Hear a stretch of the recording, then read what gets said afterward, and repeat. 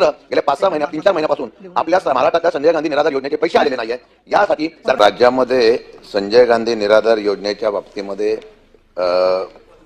या ठिकाणी योजना राबवली जाते आणि या योजनेला त्या ठिकाणी संजय गांधी निराधार समिती पण असते। त्यामध्ये अध्यक्ष आणि तहसीलदार यांच्या माध्यमातून एक कमिटी असते, ती अर्जाची छाननी करते आणि त्या अर्जाच्या छाननी केल्यानंतर या असलेल्या राज्यातल्या अनेक गोरगरीब परित्यक्त असतील, अपंग असतील, उत्पन्नाच्या निगडीत असलेली सगळी मंडळी, निराधार व्यक्ती वगैरे, विधवा वगैरे याच्यामध्ये समाविष्ट असतात। सभापती महोदय, या सर्व गोष्टीतून न्याय मिळत गेल्या काही वर्षांमध्ये कोरेगाव तालुक्यामध्ये या असलेल्या सभापती महोदय फार गांभीर्याने मी म्हणतो की या असलेल्या समितीमधून संजय गांधी निराधार योजनेच्या याच्यातून लाभार्थ्यांची बोगस नावं टाकली गेलेली आहे, हे सिद्ध झालेलं आहे।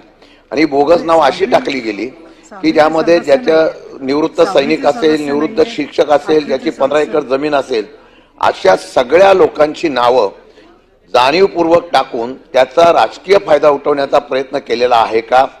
यामध्ये त्या ठिकाणचे असलेल्या अध्यक्ष आणि संबंधित सभापती महोदय समितीने जी नावं निवडली आहेत, एकाच वेळेला दर महिन्याला 350-400च्या वरती नाव वाढलेली आहे। हा सरकारच्या असलेल्या फसवणुकीचा फार मोठा गांभीर्याचा गुन्हा आहे। म्हणून सरकारच्या असल्या योजनेचे लाभार्थी चुकीचे दाखवून ज्या कोणी या त्याने पुरावे सुद्धा दिलेले आहेत, या संदर्भामध्ये केलेला असेल तर त्या असलेल्या अध्यक्षापासून समितीवर आपण फौजदारी गुन्हे दाखल करणार आहेत का? आणि अशा चुकीच्या असलेल्या लोकांची नावं नोंदवली असतील त्यांच्याकडून हे पैसे वसूल करणार का? आणि दुसरं, गेल्या 5-6 महिन्यात 3-4 महिन्यापासून आपल्या महाराष्ट्रातल्या संजय गांधी निराधार योजनेचे पैसे आलेले नाहीये। यासाठी सरकार कधी त्या ठिकाणी पैसे देणार आहे?